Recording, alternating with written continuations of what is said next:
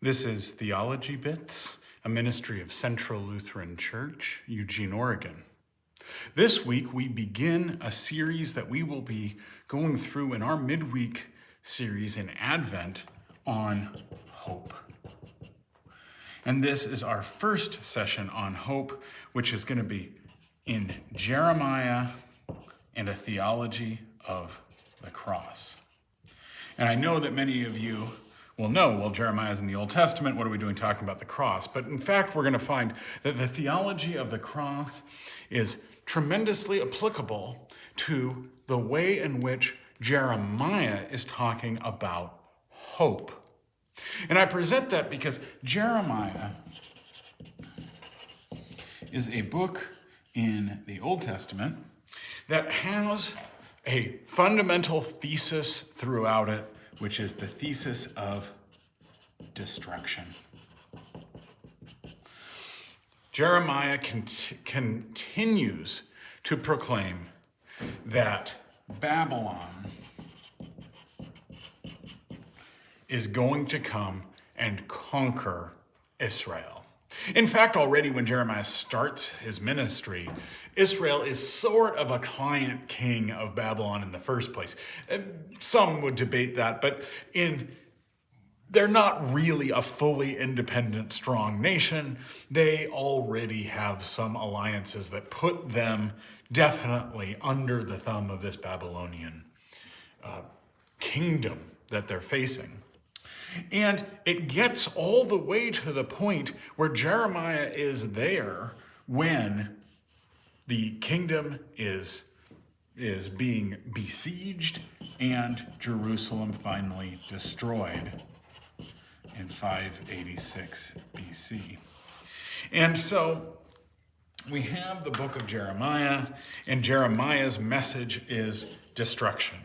You have, O Israel, you have transgressed God's covenant to the extent that you must be sent into exile.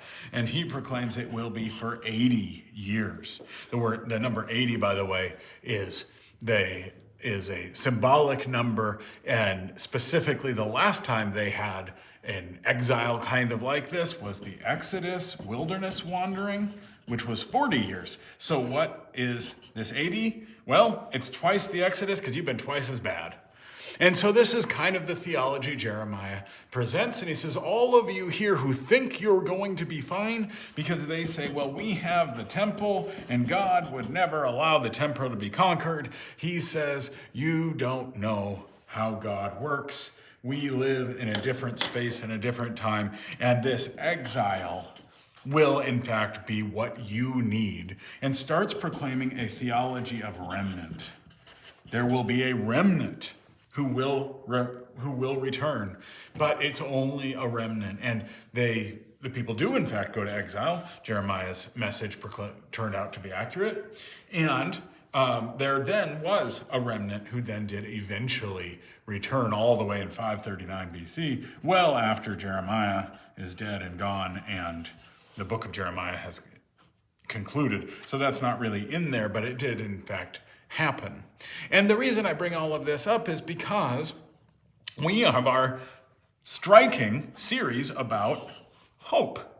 So if this is your message about exile, about destruction, where is the hope here? Well, here is where I'd like to invite us to a Lutheran term, theology of the cross. There's a lot of aspects to that theology of the cross that we'll be exploring in these next 3 sessions. But the one that I want to focus on today is it's not just people when they hear theology of the cross and it's contrasted with a theology of glory. What Luther meant by this, amongst the things, was not just that in suffering there is Jesus. Yes, it's true, in suffering there is Jesus. But the theology of the cross is saying when we meet Jesus on the cross, we discover who God really is. That's where we discover how far this incarnation goes. And that the connection of God to humanity is so deep, even all the way to death. It's far less about suffering as much as it is about death. That there is a fundamental problem in this world called sin and death. And these things are not to be taken lightly. They do have to be addressed. And it is in the cross that not only they are addressed, they are conquered.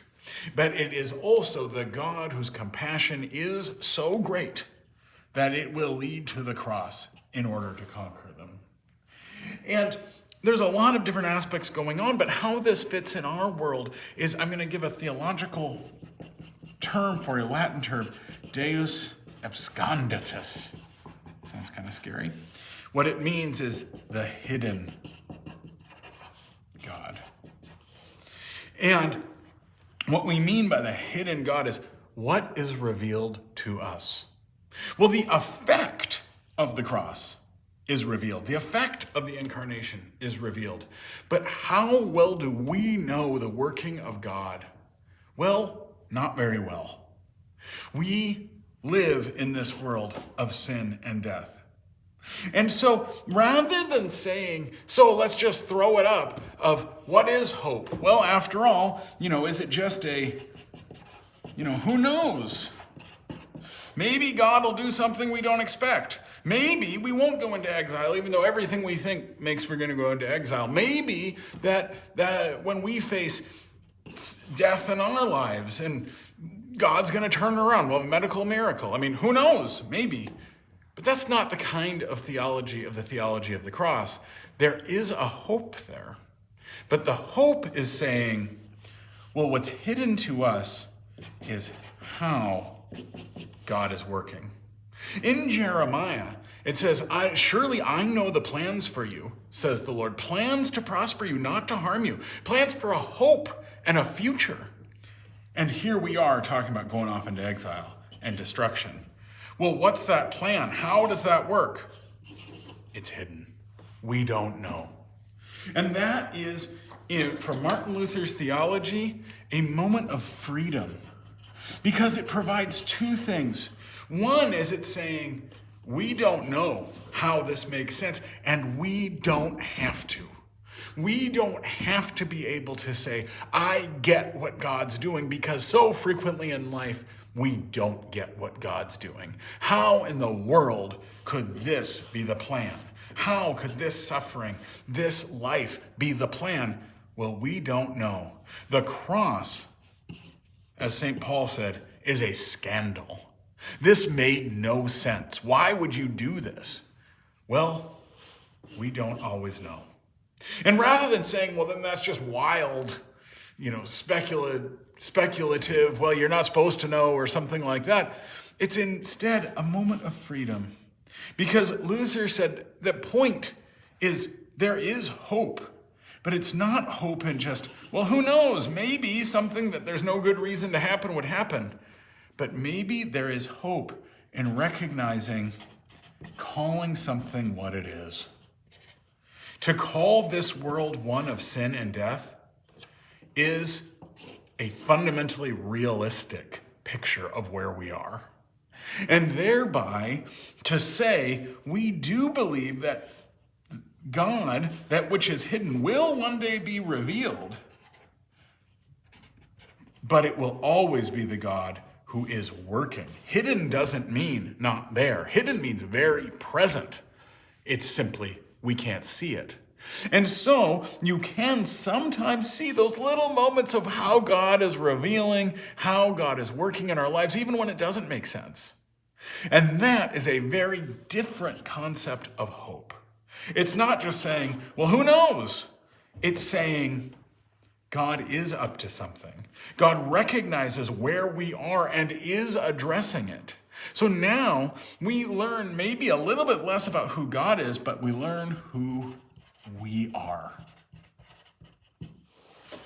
We will be exploring this in more depth as we move forward, beginning this Tuesday in our Together Tuesday adult class, focusing on hope in Advent in Jeremiah and the theology of the cross.